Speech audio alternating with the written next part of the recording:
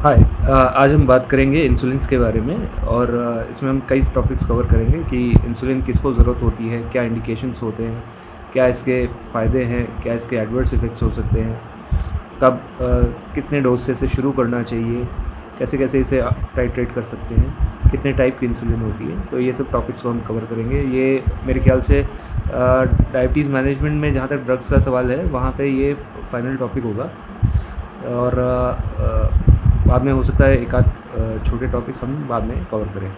सबसे पहले बात करते हैं कि इंसुलिन की ज़रूरत, इंसुलिन इंजेक्शन की ज़रूरत किसको होती है। तो इंसुलिन इंजेक्शन की ज़रूरत उनको होती है जिनकी बॉडी इंसुलिन बना नहीं पा रही है एडिक्वेट अमाउंट में, जो पेशेंट्स इंसुलिनोपीनिक हैं। और ऐसे पेशेंट्स होते हैं जो टाइप 1 डायबिटीज़ वाले पेशेंट होते हैं जिनमें कि ऑटो इम्यून डिसऑर्डर्स की वजह से पैनक्रियाज के बीटा सेल्स डैमेज हो चुके होते हैं, या फिर वो पेशेंट जिन्हें क्रोनिक पैनक्रेटाइटिस की वजह से बीटा सेल्स डैमेज हो चुके होते हैं। तो या जो पेशेंट टाइप 2 डायबिटिक होते हैं लेकिन ओवर टाइम उनके बीटा सेल्स एग्जॉस्ट हो चुके होते हैं और उसकी वजह से अब उन्हें इंसुलिन देने की ज़रूरत पड़ती है। तो सबसे कॉमन सिनेरियो जो क्लिनिकल प्रैक्टिस में होता है वो है कि पेशेंट टाइप 2 डायबिटिक है, उसे 10-12 साल हो गए हैं ओरल हाइपोग्लाइसेमिक एजेंट्स पे और अब उसे ब्लड शुगर कंट्रोल नहीं हो रहा है तो उसे इंसुलिन देने की ज़रूरत है। तो कैसे हम आइडेंटिफाई करेंगे कि पेशेंट को इंसुलिन की ज़रूरत है कि नहीं है, क्या उसके साइंस एंड सिम्टम्स होते हैं। तो मेरे ख्याल से डायबिटीज़ क्वेश्चन 4 में भी हमने ये बात डिस्कस की थी कि पेशेंट को ऑटोनॉमिक सिम्टम्स होने लगते हैं।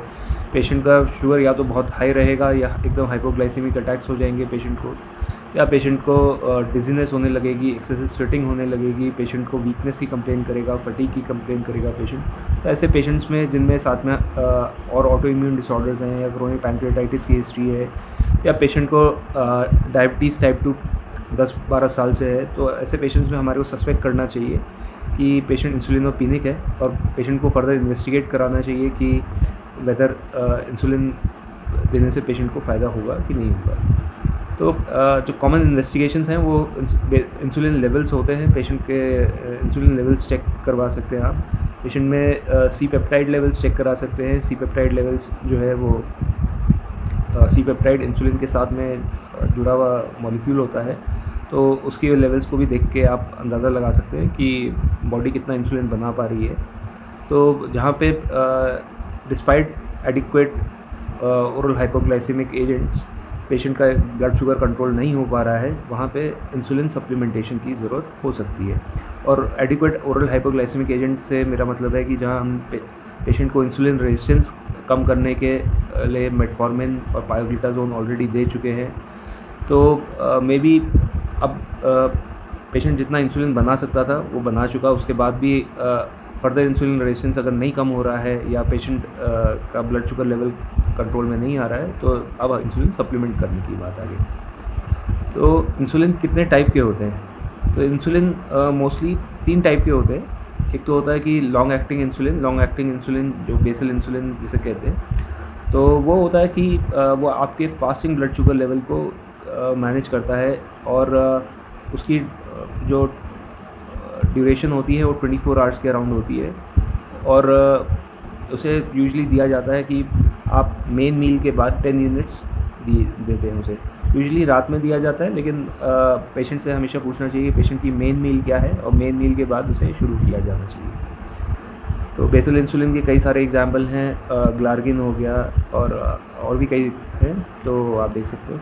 उसके अलावा शॉर्ट एक्टिंग इंसुलिन होता है। शॉर्ट एक्टिंग इंसुलिन में जो एक्ट रैपिड के नाम से होता है सबसे कॉमन।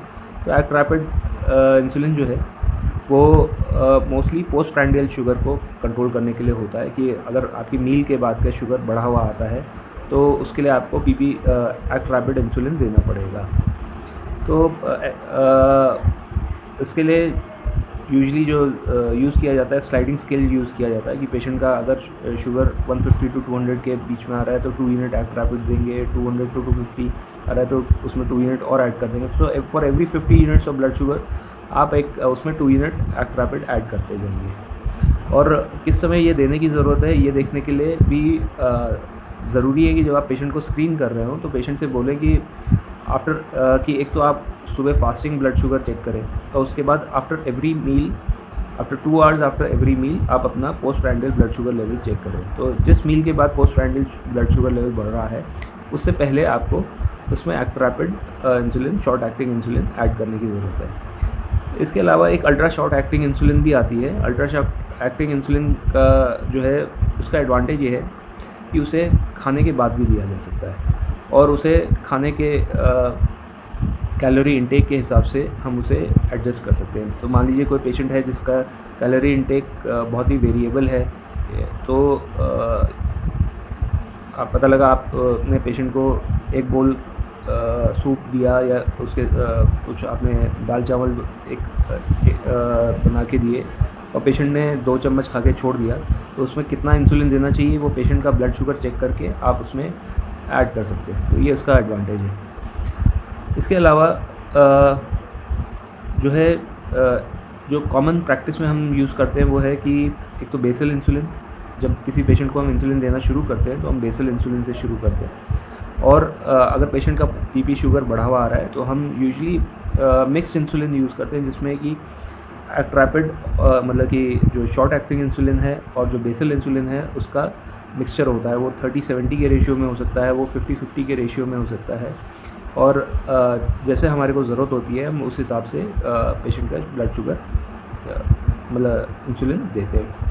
और इंसुलिन का कैलकुलेट करने का तरीका ये है कि पेशेंट की कैलोरी इंटेक क्या है, पेशेंट का फिज़िकल एक्टिविटी क्या है और पेशेंट का नॉर्मली ब्लड शुगर लेवल्स क्या रहते हैं। ये चीज़ को ध्यान रखते हुए आप उनके ब्लड शुगर, उनके इंसुलिन लेवल्स को आप एडजस्ट करेंगे। तो यूजुअली 10 यूनिट बेसल इंसुलिन से शुरू किया जाता है अगर पेशेंट का 200 to 300 के बीच में शुगर रहता है। और अकॉर्डिंगली जैसे मैं बोला कि for every 50 units of blood sugar आप 2 यूनिट्स इंसुलिन बढ़ाते जाते हैं। एंड इसमें क्लोज मॉनिटरिंग बहुत इंपॉर्टेंट है। पेशेंट के लिए बहुत ज़रूरी है कि पेशेंट अपने पास में एक ब्लड शुगर मॉनिटरिंग मशीन रखे और उसे जब भी हाइपोग्लाइसीमिक सिम्टम्स हों तो उस समय वो पहले तो कुछ खा ले ताकि वो कोई इमरजेंसी ना क्रिएट हो जाए और उसके बाद अपना ब्लड शुगर चेक करें। एंड फिर हाइपोग्लाइसीमिक क्राइसिस को कैसे मैनेज करना है इसके बारे में हम थोड़ा डिस्कस करेंगे कि अक्सर ये होता है कि पेशेंट ने जो है 2 बार कभी कभार क्या होता है पेशेंट 2 बार इंसुलिन ले ली गलती से, या पेशेंट ने ज़्यादा अमाउंट ले ली, या पेशेंट ने कम खाया, या पेशेंट का एक्सर्शन हो गया।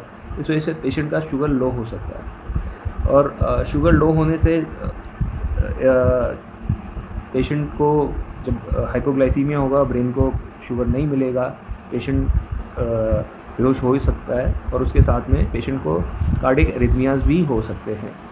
तो कार्डियक एरिथमियाज का रिस्क 3 से 5 दिन तक रह सकता है। इसलिए जिस पेशेंट को हाइपोग्लाइसीमिक अटैक हुआ हो ऐसे पेशेंट को एडमिट करके मैनेज करना बहुत ज़रूरी है, ताकि क्योंकि कई बार होता है कि आपने पेशेंट को उस समय पे शुगर दिया, उसका शुगर लेवल्स नॉर्मलाइज हो गए, फिर थोड़ी देर के बाद में उसका शुगर लेवल्स फिर से ड्रॉप किए, तो कब तक ऐसा मतलब उसके शुगर लेवल्स नॉर्मलाइज होंगे ये थोड़ा सा प्रेडिक्ट करना मुश्किल होता है। तो अगर कोई पेशेंट हॉस्पिटल में आ रहा है तो और हाइपोग्लाइसीमिया करके, तो इट इज़ वेरी इंपॉर्टेंट कि ऐसे पेशेंट को एडमिट करके उसे आईसीयू सेटअप में रखें, उसका कार्डियक मॉनिटरिंग करें, क्योंकि और उसे मतलब डेक्सट्रोज ड्रिप चलाएं, क्योंकि पेशेंट जो है हाइपोग्लाइसीमिया की वजह से कार्डियक एरिथमियाज का रिस्क रहता है। अगर घर पे ही है और उसे सिर्फ थोड़ा पैल्पिटेशन या स्वेटिंग जैसे सिम्टम्स हो रहे हैं, घबराहट हो रही है जो कि हाइपोग्लाइसीमिया के सिम्टम्स हैं, तो पेशेंट को रिकमेंड कर सकते हैं कि थोड़ी थोड़ी देर पे कुछ खाते रहे और अपना ब्लड शुगर लेवल हर 1 से 2 घंटे पे चेक करता रहे, जब तक कि वो 2-3 बार की उसकी रीडिंग स्टेबल नहीं हो जाती है। और फॉर दैट टाइम बीइंग अपनी डायबिटीज़ की मेडिसिन को स्किप कर दें। इसके अलावा जो पेशेंट, कोई भी पेशेंट जो कि डायबिटिक है और वो सर्जरी के लिए एडमिट होता है या आईसीयू में एडमिट होता है, तो for better blood sugar control ऐसे पेशेंट्स को भी इंसुलिन पे शिफ्ट कर दिया जाता है और उन्हें फिर